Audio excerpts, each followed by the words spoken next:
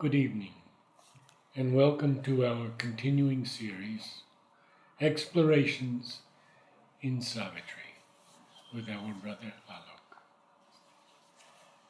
We continue with The Traveler of the Worlds, Book 2, Canto 11, Kingdoms and Godheads of the Greater Mind, page 268, beginning at the little break. Above stood ranked a subtle archangel race. So, in the very beginning, first few lines, Sri Aurobindo will show us the main difference between the beings of the higher mind and the beings of the illumined mind. So, it's a triple stair: the higher mind, the illumined mind, and the intuitive mind. So, higher mind at one place, Sri Aurobindo describes like there is a daylight, and you are in that daylight and you are seeing things. In illumined mind, that light, something of that light has entered you in your sight. So now see the difference. Now it's very interesting that when we see forms, we normally think this is this, but actually it is the senses which build form. So you have the light. Light is essential. But this light, things are reflected from whatever reality is there, and we construct a form. So, though the form making starts in the our mind, but still a conceptual form making, the crystallization of the forms is at the higher mind plane. And that is why the religions come into existence, where there are very strict rules and regulations and do's and don'ts and totems and taboos, which gets connected with something which is higher. And after still passage of time, that higher is lost completely, and this becomes the main thing. So, higher mind has a light coming from above in which it stands, and in that light it sees and creates forms. But in illumined mind it's very different. It's like when there is a light which is within, you see behind appearances, behind the surfaces of things, which is a very different story altogether. That's what we are Just a going to moment on the intuitive mind, say. Yes. if you can. So intuitive mind is where there is, Sri Aurobindo describes it very beautifully, like there may be a densest darkness, but it's like a sudden lightning which cleaves the darkness, and that entire area is illumined to your sight. So it's moves in massive spaces of time, unlike the ordinary human mind which labors within a short spans of things. So illumined mind will show you what is. Like, for example, to give an example, illumined mind, higher mind will see external, symbolically it will derive at some understanding of a person. Illumined mind will show what is in the depth of the person. Intuitive mind will show you the past and the future linking with the person, because it's like a flash. So large spaces of time are unlocked. Yet it is not yet the perfect seeing. Though intuitive mind is a great climb. If one goes to the intuitive mind, there are a lot of things which are revealed. But with the supramental, there is no scope of error, because intuitive mind is like lightning, will show you a large space. But still there are things which are hidden. The interconnectedness of one with another, one life with countless other lives, that is missing. That only the supramental light can show. So this is how the climb comes. And overmind, of course, is the range which buttresses in between, where you go, actually you are preparing to go beyond the form. So that's where you have all these Sagun Brahman, Nirgun Brahman, form and the formless, all these debates start there. Because now you are seeing that reality either this angle or that angle, or in that in which all are reconciled. That's as far as the old yoga could go, which was embodied in Sri Ramakrishna's life. And he gave a very beautiful example that, some say God is Sagun, some say he's Nirgun. So he said it's like you take a stick. If you go in this way, it's an idol. If you go from another way, it's formless. So that should be described very beautifully. And the supramind is still beyond, where form, formless, all the seeming antagonistic parts and opposites, they are fused together in a divine harmony. In the overmind, you have aspects. Each aspect you can discover its absolute. But how they are harmonized with each other in the supermind, they are changed into their divine aspect and in supreme harmony. So now it is about the illumined mind. Above stood ranked a subtle archangel race with larger lids and looks that search the unseen. So that is the beauty of this. It's looking behind the form, even the form of religious practices. We are talking about ideologies, it's looking behind that. Human beings, they lived a light of liberating knowledge shone across the gulfs of silence in their eyes. Now, this light is in their eyes, and it's a liberating knowledge. Probably from here, one can at least use the word Vidya in its sense that Vidya is that which liberates. So, it is a liberating knowledge, not a restricting knowledge. Even at higher mind, there is a knowledge, higher seeing than the rational mind, but it is still a restricting knowledge. But this is a liberating knowledge. It sees behind the form and discovers the hidden truth. Across the gulfs of silence in their eyes, they lived in the mind and knew truth from within. So this is their characteristic. And this is a race. Yeah, A race. Yeah, race. In the sense, race in the highest sense. Gods, great mass. race of gods. Yes, Yes. it's not just one being. So, race of gods, archangels. What is their method of knowing? Where is this light and how do they bring it out? A sight withdrawn in the concentrated heart could pierce behind the screen of time's results and the rigid cast and shape of visible things. So, they have this ability to go behind forms and appearances, and thereby they can see something which is not recognized even by the higher mind. So that's the beauty of this realm. It's a big leap actually if you look at it from one point of view. All that escaped conception's narrow noose, vision decried and gripped, their seeing thoughts filled in the blanks left by the seeking sense. So Shobinda has used this word seeing thoughts literally for Krishna Prem, that he is a Pashyanti Buddhi, is seeing intelligence. So you can see what is missing. So otherwise, let's take a scripture. There are many things which are missing. Why this happened? What could have been the meaning of it, purpose of it? Now the illumined mind will show what's happening there, and it'll bring out that deeper sense. To give an example is that let's say the Ramayana, when you read it like a story, and there are people who will describe from the higher mind point of view that Rama means this, Lakshmana means this. It goes around in WhatsApp and people take a great liking. Bharata means this, Shatrughan means this, and they are all your five senses, etc., etc. Now, this is a symbolic way of seeing it. But if you want to know how illumined mind would see, then you have the Adhyatma Ramayana, where it's a different story altogether. It's Sita's story written by Sita. It's the play of the Divine Mother staged by herself for her own. Then in an intuitive mind, you will go beyond it. You will see what really Sita is, who she is, what really is the play about. You may even see in Ramayana there is a far off hint of a coming of a future, which is cryptically there because Valmiki is a seer. So that is how the whole thing goes.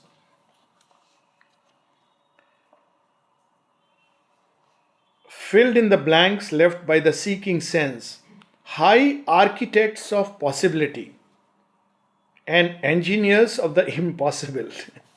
Only Shobindu can write like this.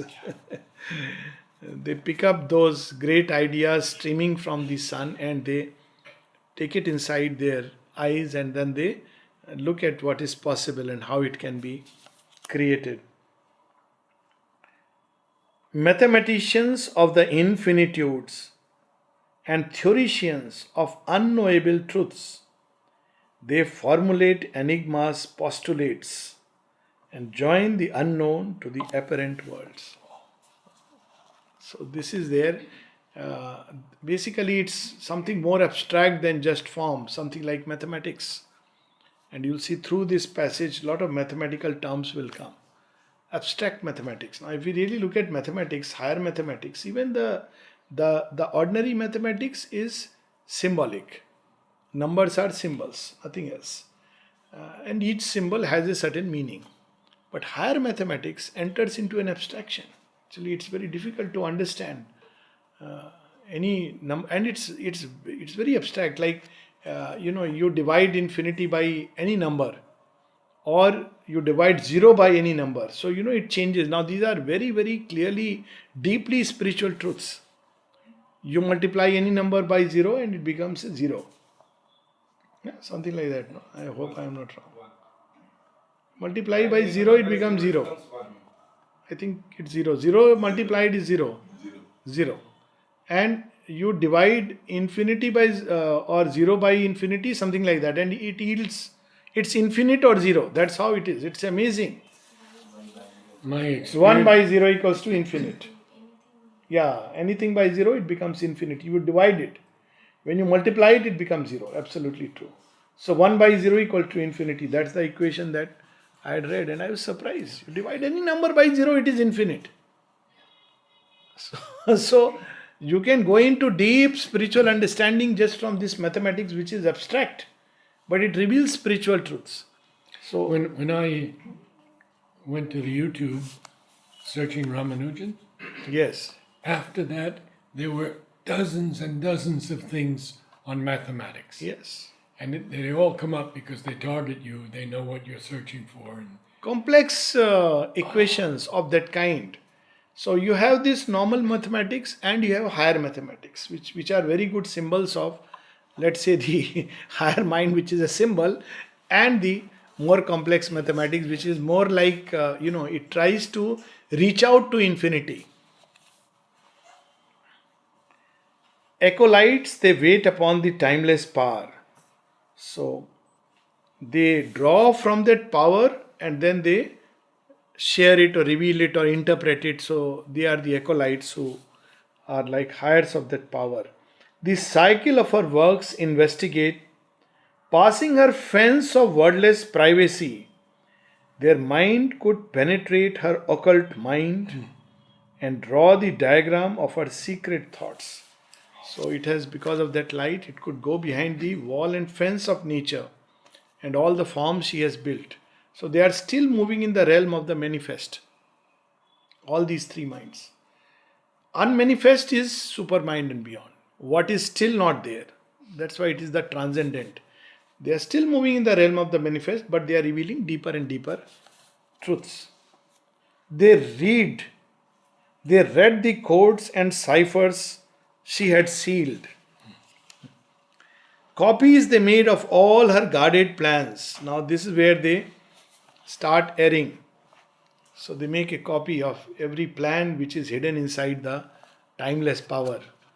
Because they don't have this thing about the unmanifest.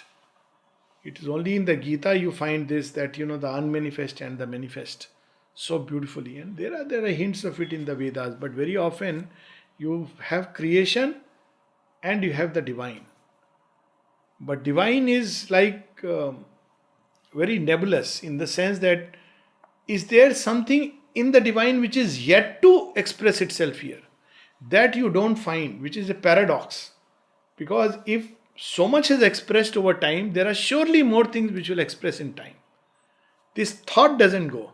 If you look at it, it's so natural thought. That's why Shivinda says it's the supermind is inevitable in the very logic of things. What is the logic of things?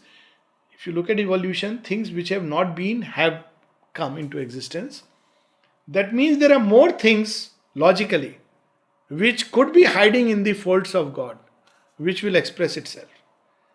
But we don't find it if we lean towards passive Brahman, which absorbs all things. So you have creation, whatever it is, and you have the passive Brahman in which we can go and annul ourselves. But there is this dynamic power of which Srila is speaking, which guards within its folds greater dawns, of which we have no idea at present. Even the illumined mind cannot show us that. It can go and try to surmise something. For every turn of her mysterious course assigned a reason and unchanging role. and here it's fixed. Divine is free. Yeah. Someone asks sometimes that, why was mother wearing this? Why did she use a lipstick? Why she wore a sari? Even of that people make a rule. See, mother was also wearing sari. Mother has worn kimono, salwar suit, she has worn full pant. There is a picture of her. She is free, she is infinite. She could wear anything. Stitched clothing. Because she is beyond all this. Yes. So, but it tries to, the human mind, even a higher mind, illumined mind, has this tendency to fix that pattern. So, and it can be so deceptive, unchanging rule. And people used to ask Mother and Shri Aurobindo, why you have altered your rule. And there are some very funny stories about it. When a lady asked Bharati Di, she asked, not present Bharati Di, who died, who asked Mother that I believe you are seeing now only people who are getting married. So I have decided I'll get married so that I'll get to see you. Because people got married and went for blessings. And Champak Lalji describes so beautifully that in the beginning, Mother would not take artificial flowers. She would take, but it looked like she's not fond of it. But much later, she started not only accepting but appreciating. Yes. He says if somebody suddenly disappeared from the ashram at that point and came back much later, he would find it strange that why are there artificial flowers. So this happens because the mind gets stuck, has a tendency to get stuck into interpreting. Mother smile, I have done some mistake, so Mother is not smiling at me today. And even when she has smiled, actually, not why are you punishing me? Why are you punishing me? This is because this mind works like that, unchanging rule. The unseen grew visible to student eyes. Explained was the immense inconscient scheme. Audacious lines were traced upon the void. The infinite was reduced to square and cube. Here, square and cube are used as symbols of perfection. It's not just mathematics, but square and cube even mathematically are perfection, where you have all the sides which are equal. So, this square and cube, Mother explains beautifully in one of her conversations, where the tantric yogi, he just cannot understand Mother's ways of working. He says everything is fine, but because when he sees disciples are moving about so freely, but he's stuck to a traditional idea of yoga. So he cannot understand. So Amrita tries to convince him. So he gets angry. There is a flare up. So when Amrita reports this to the mother, mother says, you don't try to convince him because he will not understand. It doesn't exist within him. Then mother goes into his mind and she describes that how there is all darkness below, a formous, and she enters through that door. But in his mind, he tried to actually put the mother in his own physical mind space. That was his idea. And then she goes from there and she sees there is a cube at the apex, which to him is perfection. And he was under that impression that this is the perfection which Sri Aurobindo wants to bring down, but it cannot come down. It's not the perfection which can come down and change the scheme of things. A very beautiful, long discussion where she reveals about this perfect square and cube, which is at the apex. Interesting that he uses student eyes. Yes. Because they're not yet there. They're not yet there, that's right. Arranging symbol and significance, tracing the curve of a transcendent power. Actually, these lines carry a touch of irony and a touch of humor in them. They framed the Kabbalah of the cosmic law. Kabbalah, we know, is a mathematical way of understanding the divine processes. There's a whole, at one time, a movement, still there exists. The Kabbalah, the Kabbalists, their, incantations, how many times you have this. For example, in India, you have 108 times you must call the divine. So why not 109th time? And this is the other way around also. Why not only once? This is the famous story of the Guru. He was meditating and someone came to have a mantra and his son was there. He said, you must be knowing something. He said, yes, I know the mantra that my Guru does. He'll take time. Can you tell me? He said, yeah, you take this mantra and recite it thrice. So when the Guru opened his eyes after some time, he said, anything happened? He said, yes, so and so had come. And I told him, this is the mantra and you need to say thrice. So I did the right thing, no? So Guru says, no. My child, you did something not quite right. What do you mean? He said, once is enough. It's a beautiful story. Once is enough. When you do with that state, once is enough. Now you see, but the mind tends to reduce everything to a fixed formula.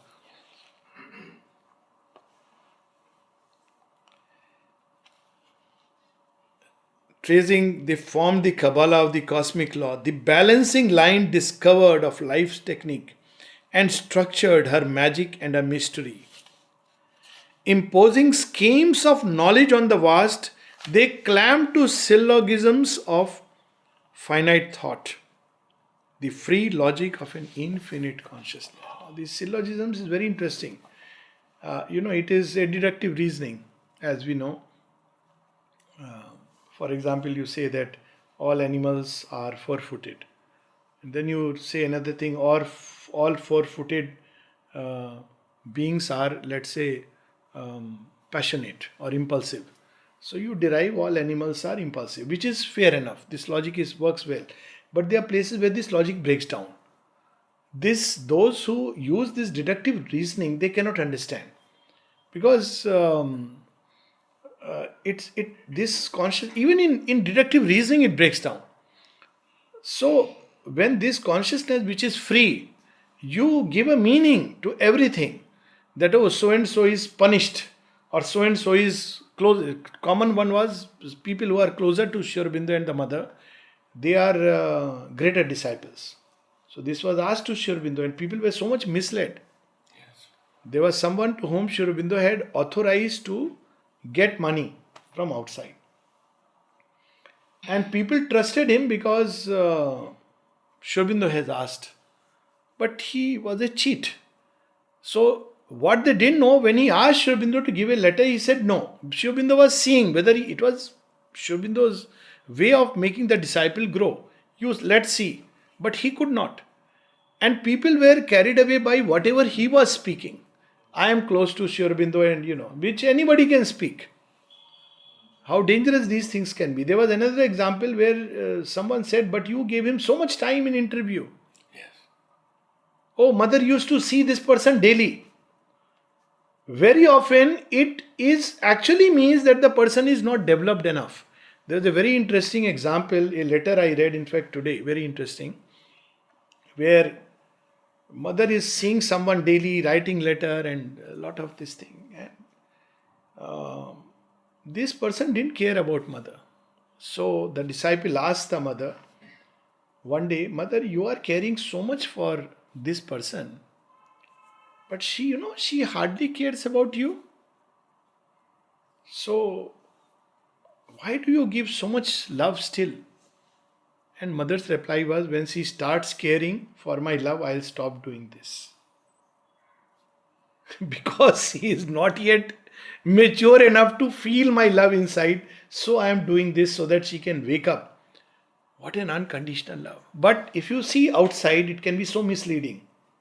Oh, mother is loving him so much, he must be specially close. And there are letters like that, and Sri Aurobindo clarifying Many. that you cannot make out from this physical closeness that somebody is more close. There are people who hardly come and yet are inwardly much closer to me. So, Once a year on their birthday or something, Yeah. he mentions, yes. Yes. So, it's a freedom of the infinite, free logic of an infinite consciousness. There is logic in it, but of a different kind, which we cannot fathom. Grammared the hidden rhythms of nature's dance, critiqued the plot of the drama of the worlds, made figure and number a key to all this, that is. Made figure and number a key to all that is. So everything is explained based on that. But there is a deeper truth which is missing always. So they are, just as the higher mind is limited by the form, this mind is limited by numbers. It's fascinated by that. Now comes even more, Yes. greater humor. Yes.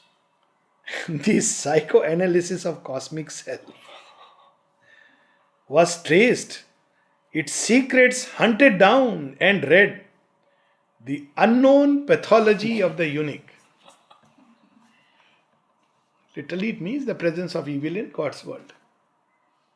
So you either pass it on to human karma or things, how can there be evil? So, or you bring in another power, which is, of course, God, but it's a dark power which is in the underbelly of God. So, psychoanalysis of cosmic self. In psychoanalysis, that is how you explain things. So, Sri Aurobindo so beautifully brings in this, and of course, he has spoken of psychoanalysis also. Very much. That these psychoanalysts with their ABC, they go into the dark realms with the little torchlights, and they build a whole theory based on that. So even there are people who, based on observing this side of creation, have even posited that God is just strong and mighty. I mean, whole Nietzschean hymn of a god Superman is this. He is mighty, and the Asura sees only this aspect of God. It's a look at nature. Is there any pity in nature? So this is how they had traced the psychoanalysis of cosmic But self. the unknown pathology is also very humorous. Of the unique. Assessed was the system of the probable, the hazard of fleeing possibilities, to account for the actual's unaccountable sum, which actually is one of the big problems in physics. To account for the energy, which is there in the universe. Where does it come from? And there are so many theories tracing which they have gone on to other domains. The whole string theory and the superstring theory comes because they can't account exactly the perfect equation which will explain all things. So, and of course, the open system, that universe is expanding. This is not something closed, that there is fixed amount of energy and fixed amount of matter, but something which is drawing from somewhere else and expanding into something else. We watched Rupert Sheldrake today. Oh. Is the sun conscious? Very interesting talk. And he speaks about what is it, Nilisha? Psychic, it's a different understanding of consciousness that's coming about in scientists. That the materialists, most of them have given up the material idea. Yes, of course, there are sounds of the sun which have been recorded. Yeah. Solar sounds, the movement of the sun. It's very interesting. So, necessities, logarithmic tables drawn, cast into a scheme the triple act of the one. This triple act is a very interesting word. This triple act can be seen in both ways. One is the past, present, future. It's a single act because it's the one. He has all the threads.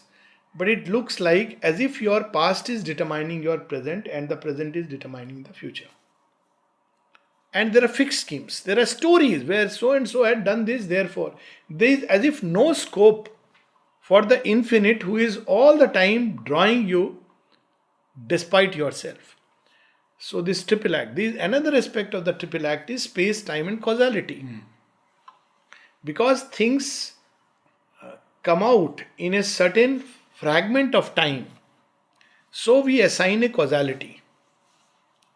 But if we go deep into the state of oneness, then we see this causality itself is a creation of the human mind.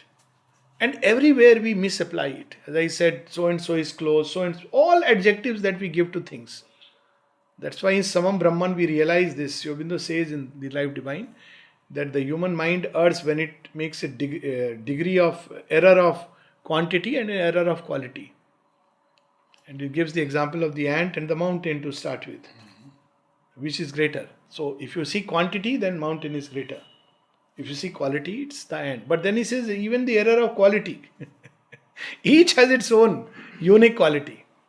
But in oneness you discover that it's not true. And that's what we were discussing some time back. I remember another story when we had gone to meet H. Didi, let me not, who had been very close to Mother. Mother had written maximum letters to her. And she was very fond of me. And then We all family members had gone there, myself, my wife and son. So she started narrating all her, how close she was to mother and how mother this, that, but everything was in past tense. So I knew that now there is going to be a explosion. I was holding myself, but Kavita couldn't. She said, please don't say was. Mother is still the same. We have felt the same intimate closeness. Now this was not digestible or palpable. How can somebody who has never seen the mother feel the same intimate closeness? But we were describing truth of our experience. Honestly, I mean, it's like so she has taken care more intimately. Like earlier you had to write, then you get a response. Now all that is bypassed. Shortcut. And many children now who are coming are experiencing this.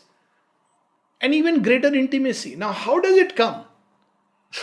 But this we understand only when we live in oneness. That for the divine, in each one he is relating in his own unique and wonderful way.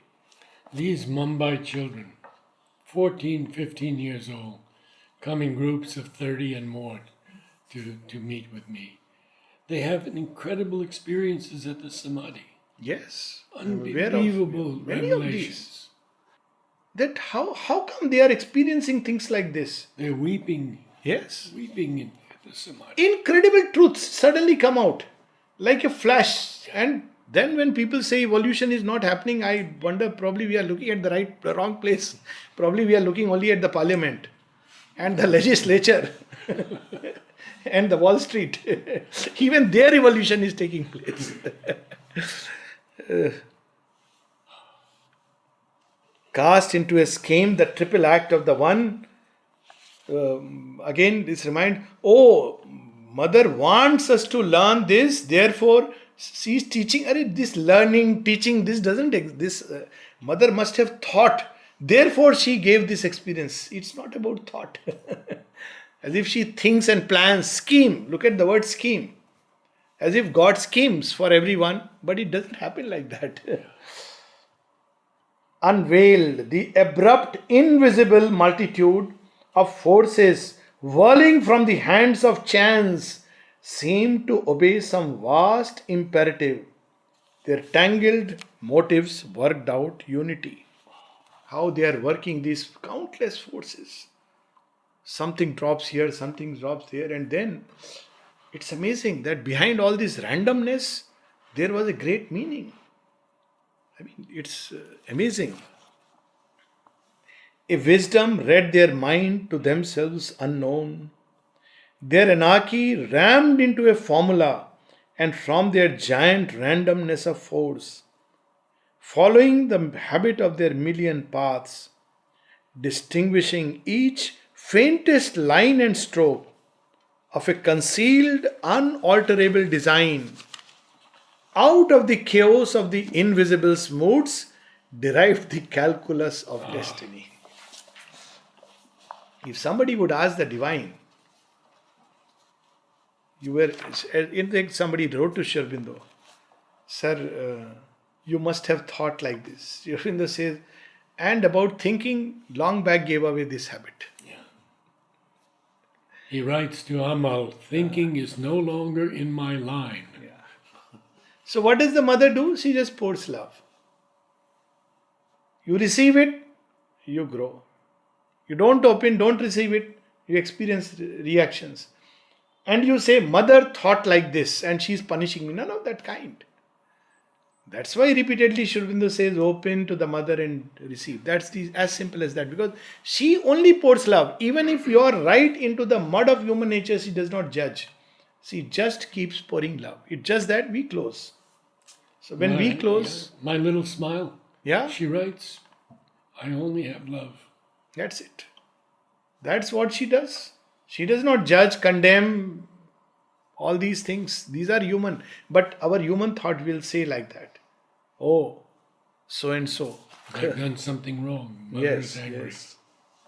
In its bright pride of universal lore, mind's knowledge overtopped the omniscient's power. Now you see, here comes the humor is growing. Savitri is full of humor. If somebody doesn't take it with a humorous way, At places, Sri Aurobindo writes, I don't see why you cannot understand humor just because you are a doctor. Because everything that Sri Aurobindo has written, one starts analyzing, taking it seriously. How can mind's knowledge overtop the omniscience? It's very clearly humor. It's Sri Aurobindo's way of saying that it is not, it cannot, but it believes.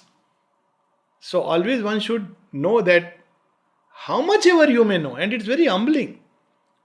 Instead of trying to analyze the meaning of this sentence, it's humbling that how much ever you may know, even the seer and the sage, but this will come at the end of the canto. You are still nothing before that infinity. This brings humility.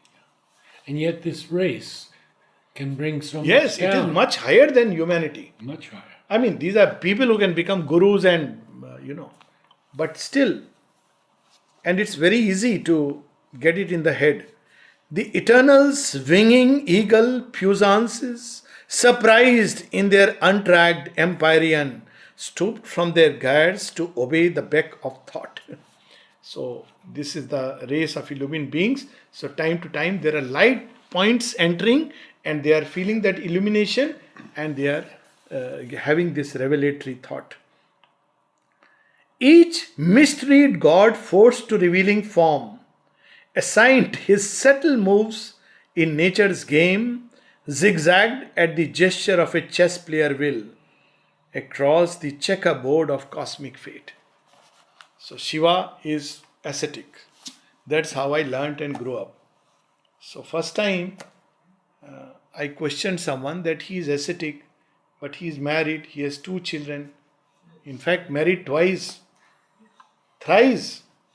You have first married Sati, she goes away, then Parvati, then Ganges.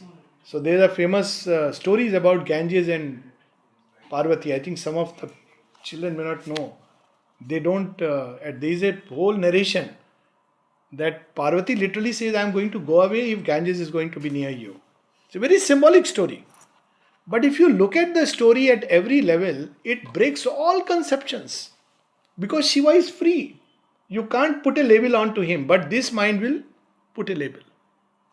That's why Shiva is also full of rasha in his own way, and Sri Aurobindo reveals this in one of his poems. But Shiva and Krishna are a single God. Sri Aurobindo's poem.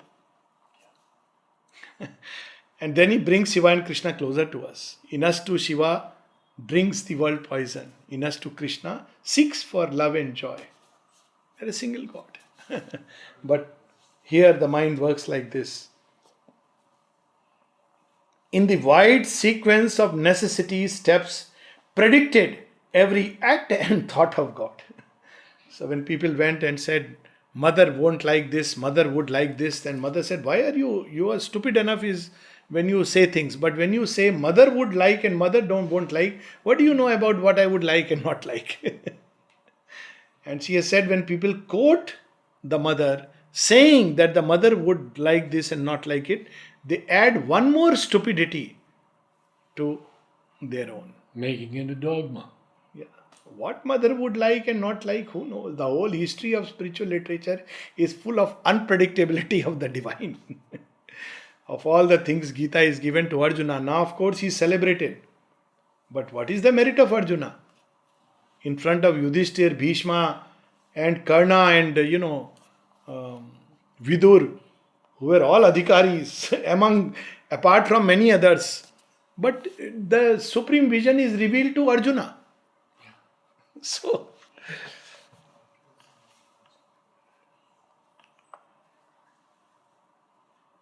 its values weighed by the accountant mind, checked in his mathematized omnipotence, lost its divine aspect of miracle, and was a figure in a cosmic sum.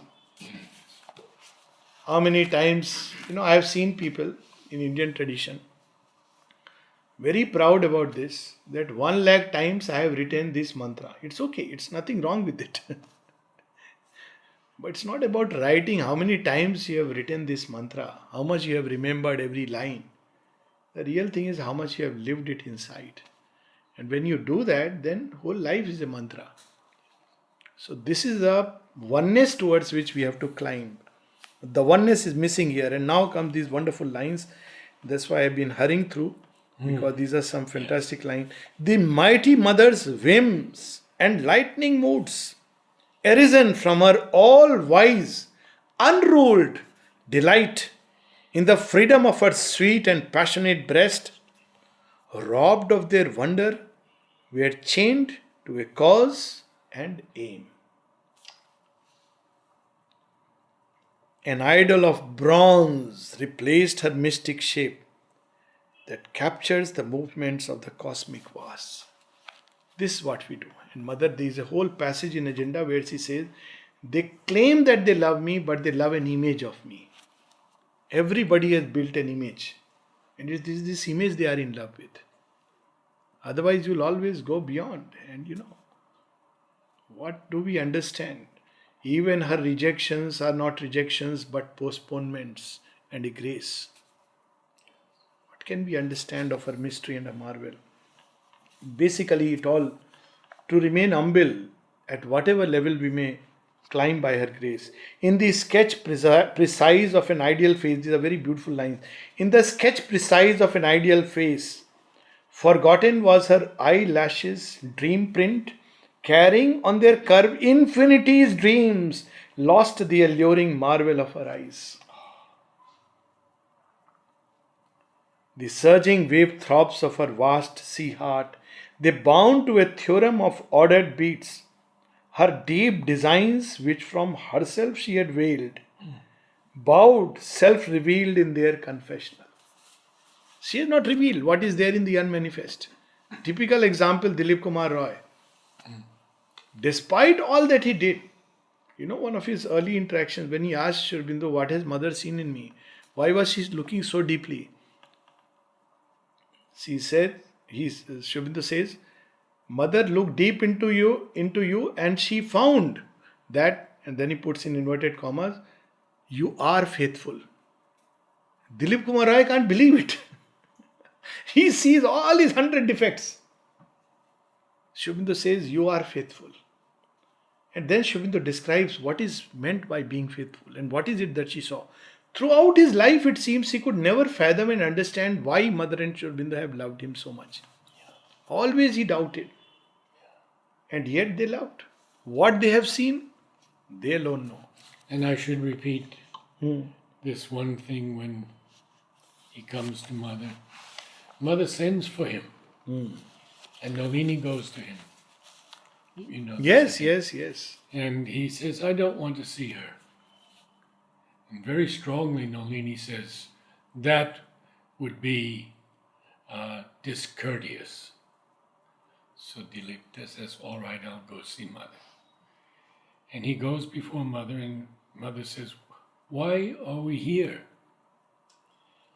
And he comes up with so many answers, supramental and that is very beautiful all answer. of these things, progress and all. At the end, Mother says one thing, to please Sri Aurobindo. End of the story. Niruddha, when Sri Aurobindo physically withdrew, so one of his things which was, he was in a fix that he was sleeping in Sri Aurobindo's room. So now, he doesn't know where will I have to go. So Mother told him, of course you can continue sleeping in Sri Aurobindo's room. Imagine, because he was on duty. Of course you can continue sleeping in Sri Aurobindo's room. What a vastness, what an infinity. And when Sri Aurobindo is about to leave, Narad starts going out of the room. And Sri Aurobindo says, where are you going? He says, to get another doctor. Sri Aurobindo says, are you out of your mind, man? Yes. Are you out of your mind? I mean, it's unimaginable. And if you read through these stories, these lives, I often tell people when they ask which book of Sri Aurobindo should I read, sometimes I tell them read the life of Sri Aurobindo. Of course, from an authentic and good source. And I suggest Rishabh Chand's one of the books, and there are others. So even A.V. Purani's book is quite nice. Life of Sri Aurobindo. And you will understand that, you can't reduce them to a fixed formula. Last couple of lines and then, or this line we'll repeat again and then we can stop, because this is a very powerful line. In this sketch precise of an ideal face, forgotten was her eyelashes dream print, carrying on their curve infinity's dreams, lost the alluring marvel of her eyes. The surging wave throbs of her vast sea heart, they bound to a theorem of ordered beats. Her deep designs, which from herself she had veiled, bowed, self revealed in their confessional.